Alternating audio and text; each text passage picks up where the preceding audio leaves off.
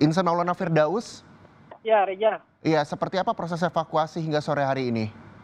Ya, Reja, saya sengaja memperlihatkan situasi proses evakuasi dari seorang ibu hamil yang tertimbun longsor ini, di mana proses evakuasi ini terus berjalan dari pagi hingga saat ini belum juga berhasil.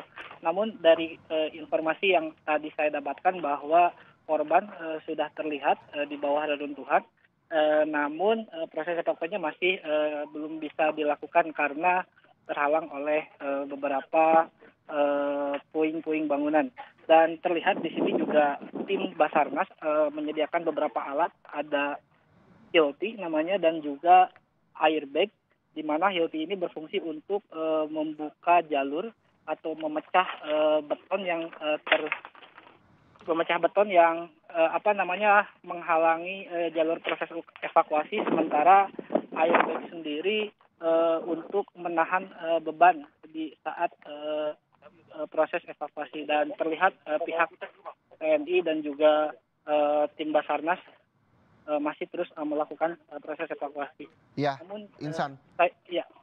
Terkait dengan runtuhnya rumah, robohnya rumah akibat gempa ini, gempa terjadi hingga siang ini, gempa susulan pun masih terjadi dan dirasakan warga Cianjur, Jawa Barat. Ini runtuhnya kapan?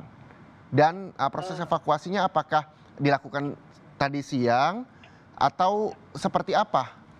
Ya, berdasarkan informasi di lapangan bahwa ini runtuhnya saat diguncang gempa. Saat itu korban sedang sholat dan informasinya rencananya mau melakukan proses persalinan. Namun ketika korban sedang sholat, tiba-tiba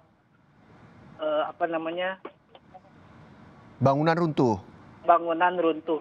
Okay. Mohon maaf Reza, ini agak sedikit terkendala karena memang sinyal agak susah di sini. Tapi apakah visual saya masih terlihat, Reza? Oke, masih terlihat ini visual. Masih terlihat ya. Anggota TNI terus juga tim gabungan melakukan proses evakuasi. Ya. Nah, di mana saat ini tim SAR pun membawa sebuah genset untuk menghidupkan alat-alat evakuasi karena di sini juga aliran listrik masih padam dari kemarin. Dan berdasarkan informasi bahwa runtuhnya bangunan ini saat gempa itu berlangsung.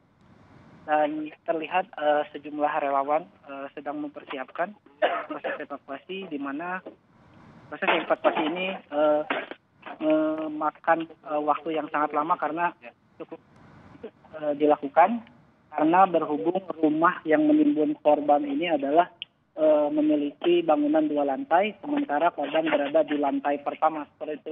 Oke. Insan, Anda melaporkan dari kecamatan mana, Insan? Saya langsung melaporkan di kecamatan Cugenang, Desa Benjor. Oke, Cugenang ya? Iya. Oke, dari lokasi Anda melaporkan saat ini, sudah ada data ke berapa banyak rumah yang roboh atau reruntuhan bangunan yang Anda lihat di sana? Ya, Reza, dari yang saya lihat sebenarnya ada banyak rumah di sini yang rusak. Mohon maaf Reza, apakah terlihat visual saya? Sudah terlihat? Masih terlihat? Oke, sudah terlihat. Sudah terlihat ya. Yang memang karena di sini perkendalanya sinyal juga susah, dan dari pantauan saya di sini juga selain rumah ini banyak puluhan rumah lainnya mengalami rusak berat, di mana di antara di sini ada juga tempat ibadah dan juga beberapa fasilitas umum yang ambruk. Insan, ini yang juga menjadi pertanyaan saya, ini begitu banyak tim Basarnas, PMI, TNI yang hadir untuk melakukan evakuasi. Tapi melakukan evakuasi dengan alat seadanya, apakah alat berat sulit untuk masuk ke sana atau seperti apa memang kondisinya di sana? Ya Reza, mohon maaf saya harus mundur karena memang ini juga sempit Reza. Jadi memang terlihat kalau di jalan yang saya berada di lokasi ini jalannya sangat sempit Reza.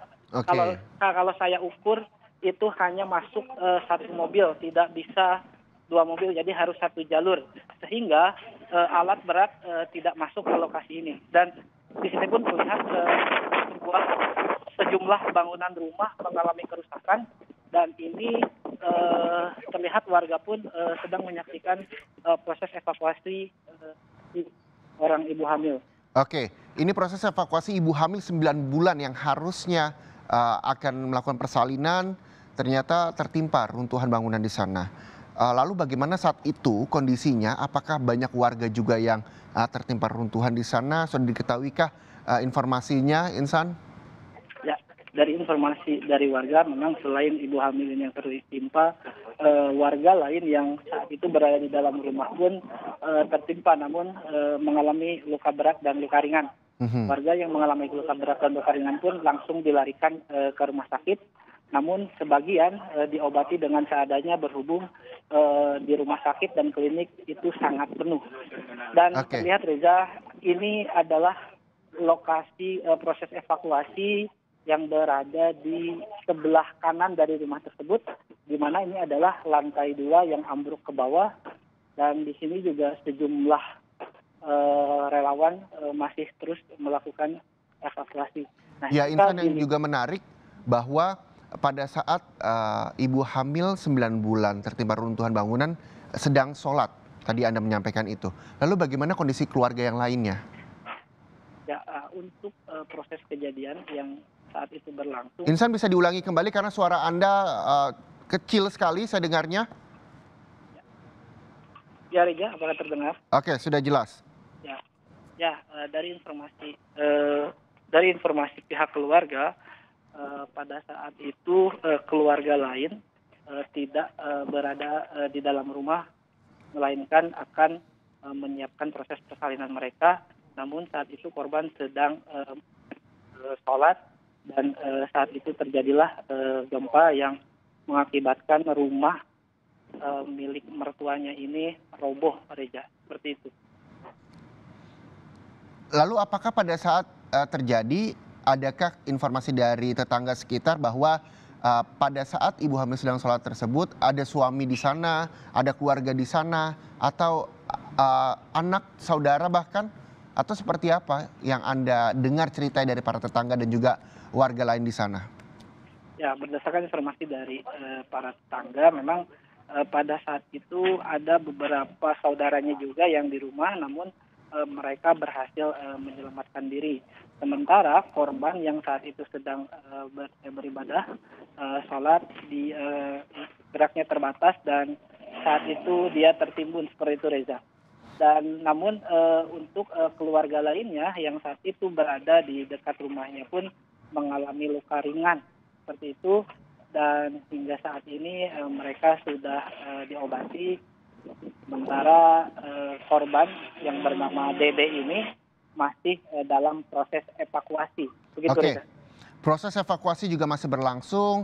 TNI, tim gabungan, PMI juga telah siaga di sana untuk melakukan proses evakuasi dengan alat seadanya karena memang lokasi rumah yang berada di gang sempit sehingga menyulitkan untuk alat berat ada di sana.